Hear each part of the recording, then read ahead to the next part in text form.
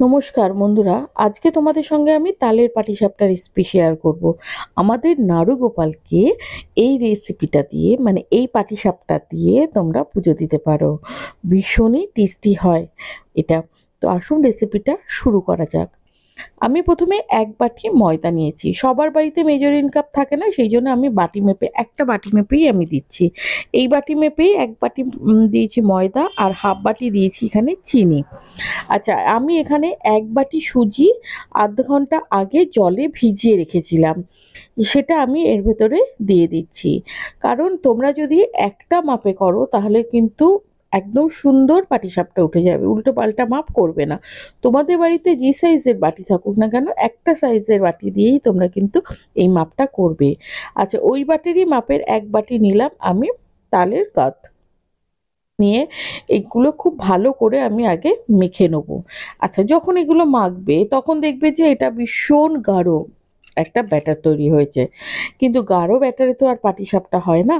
সে কারণের জন্য আগে ফার্স্ট তোমরা এগুলো খুব ভালোভাবে মিশিয়ে নেবে। দেন তোমরা বুঝতে পারবে যে কীরকম তোমাদের পাতলা করতে হবে। দেখে নিয়েছো? এবারে আমি অল্প অল্প দুধ দিয়ে সেই ব্যাটারটাকে পাতলা করব। তোমরা কিন্তু এখানে জলও দিতে পারো, কিন্তু দুধ দিলে কিন্তু টেস্টটা অপূর্ব হয়। সে কারণের জন্য তোমরা চেষ্টা করবে এটা দুধ দিয়ে করার। আর আজ জন্মাষ্টমীতে তোমরা এই পাটিসাপটা অবশ্যই বানিয়ে দিও। দেখবে নিজের মন থেকেও খুব ভালো লাগবে। ভাজাভুজি তো আমাদের নাড়ুগোপালকে দিতেই হয়। তো এটাও তোমরা আশা করছি আমার রেসিপিটা দেখে অবশ্যই দেবে। আচ্ছা, এখানে আমি অল্প অল্প করে দুধ দিয়ে মাখছি। একসঙ্গে বেশি দুধ ঢেলে দেবে না, তাহলে কিন্তু পাতলা হয়ে যাবে। ব্যাটারের মাপ মোটামুটি অনেকেই জানো, তবুও আমি বলে দিচ্ছি। আমি যে বাটি মেপে তোমরা যে বাটি মেপে তোমরা সব মেজারমেন্ট করেছো, তো সেই বাটি প্রায় পৌনে ১ বাটি আমার দুধ লেগেছে। এবারে আরেকটা জায়গায় আরও ১ বাটি তাল দিয়ে খুব ভালো করে একটু জাল দিয়ে একটু শুকিয়ে নিতে হবে। মানে তোমরা তাল যদি তোমরা মানে আজকেই তাল ছেঁকে তো করবে, তো সে কারণের জন্য তোমরা কাঁচা তালে করতে পারো।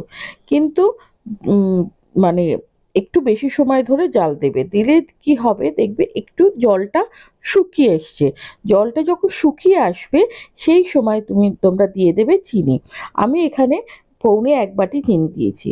আচ্ছা, মিষ্টিটা আমি আমার স্বাদ মতো দিয়েছি। তোমরা যদি মিষ্টি কম খাও তাহলে কম দেবে। আর যদি মিষ্টি বেশি খাও তাহলে কিন্তু বেশি দেবে। সেটা তোমরা নাড়ুগোপালের স্বাদ অনুযায়ী দেবে।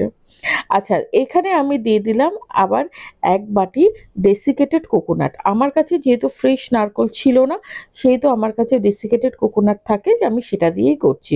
তোমরা ফ্রেশ নারকোলে যখন করবে তখন পৌনে ১ বাটি তোমরা নারকোল কোড়া দিলে হয়ে যাবে। আচ্ছা, এগুলো খুব ভালো করে আমি নাড়াচাড়া করে নেবো।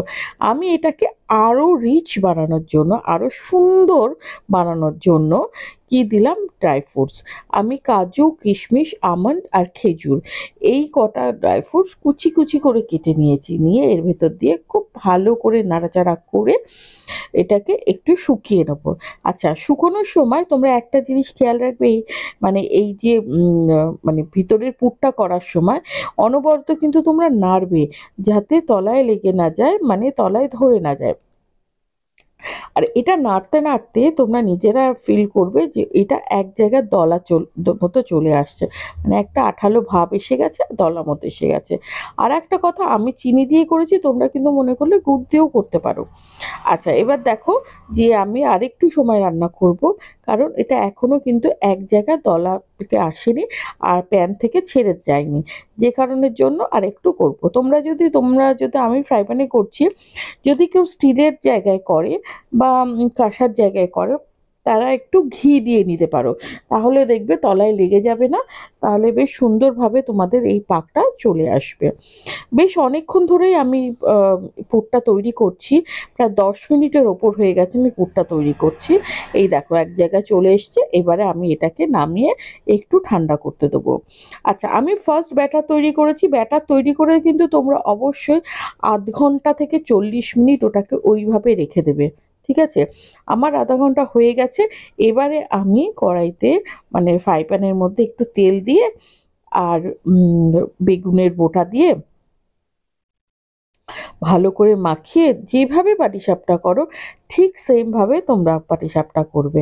আচ্ছা, একটা জিনিস তোমরা পাটিসাপটার সময় খেয়াল রাখবে, মাপটা কিন্তু খুব জরুরি। তোমরা যদি মাপটা সঠিক না দাও তাহলে কিন্তু পাটিসাপটা উঠবে না, সে কারণে মাপটা জরুরি। আচ্ছা, কেউ যদি এখানে চালের গুঁড়ো দিতে চায় সেই সেই পর্যায়ে তোমরা সুজিটা একটু কমিয়ে দেবে আর ময়দাটা একটু কমিয়ে দেবে, দিয়ে তোমরা চালের গুঁড়ো ওখানে অ্যাড করবে, তাহলেই দেখবে খুব সুন্দরভাবে উঠে যাবে। আর অনেকে যারা বয়স্ক আছে বা যারা পিঠে করে তারা তো মাপটা জানে, তো তারা মাপটা তাদের মতো করে দিয়ে নিতে পারো। কিন্তু যারা বিগিনার তারা তো জানে না, মানে যারা নতুন করবে বা জন্মাষ্টমীতে, তো তারা কিন্তু এইভাবে মাপটা করো, ঠিক আছে?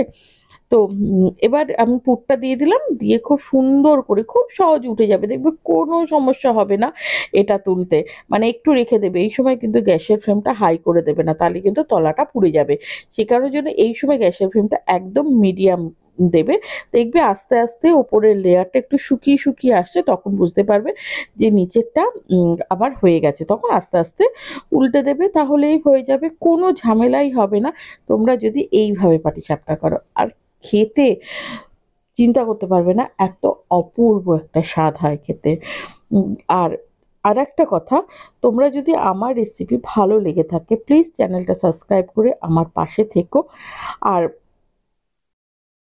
তোমাদের সহযোগিতা আমার খুবই প্রয়োজন। তোমরা জানো আমি প্যারালাইজড, বিছানায় রান্না করি, আর বিছানায় আমার রান্না করতে ভীষণই অসুবিধা হয়, তাও আমার তো কিছু করার নেই, আমি রান্না করি। তোমাদের সহযোগিতা আমার খুবই প্রয়োজন।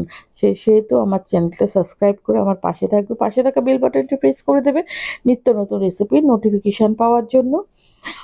আর বন্ধু বান্ধব আত্মীয় স্বজনদের মধ্যে কিন্তু শেয়ার করতে একদম ভুলবে না এই তালের পাটিসাপটা রেসিপিটা। আর ফেসবুক থেকে যারা দেখছো তারা অবশ্যই আমার পেজটিকে ফলো করে রেখো নিত্য নতুন রেসিপি দেখার জন্য।